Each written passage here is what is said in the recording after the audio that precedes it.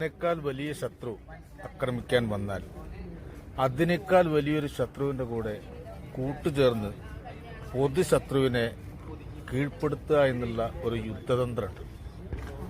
ഈ പാട്ടൊന്ന് കേട്ടു നോക്കും.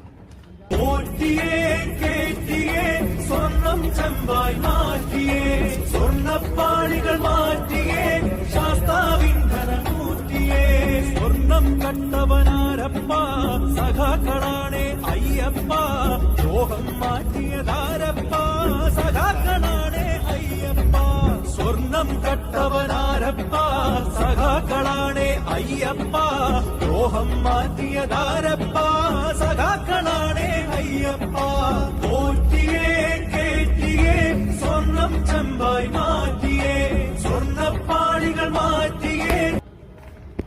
മറ്റാരെങ്കിലുമായിരുന്നു ഇത്തരമൊരു പാരഡി ഉണ്ടാക്കിയിരുന്നത് എങ്കിൽ ഭഗവാൻ അധിക്ഷേപിച്ചു, ഭഗവാന്റെ പേരിൽ പാരഡി ഉണ്ടാക്കി എന്നൊക്കെ തുടങ്ങി 100 കണക്കിന് ആക്ഷേപങ്ങൾ വരെയായിരുന്നു. ശരിയല്ലേ? അയ്യപ്പസ്വാമിയുടെ പാട്ടുകൾ മറ്റൊരു സ്ഥലത്തും പാടാൻ ആരും അനുവദിക്കാറില്ല. പണ്ടൊക്കെ ഒക്കെ, പക്ഷെ ഇപ്പം സ്ഥിതികളൊക്കെ മാറി. അതിന്റെ പാരഡി ഒന്ന് ആലോചിച്ച് നോക്ക്.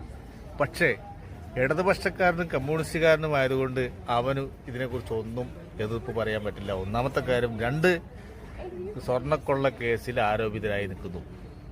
മറ്റൊന്ന്, കോൺഗ്രസ് ഇതൊരു പ്രചരണായുധമാക്കി മാറ്റി. കോൺഗ്രസിനെതിരെ BJPക്കും ഒന്നും പറയാൻ പറ്റില്ല, കാരണം പൊതുശത്രുവാണ് ഇടതുപക്ഷം.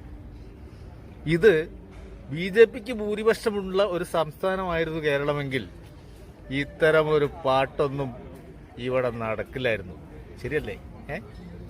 വിനാശകാലെ വിപരീത ബുദ്ധി, അക്കാലെ തന്നെ പെലക്കാളി മുക്തി. എങ്ങനെ ഇരിക്കുന്നു?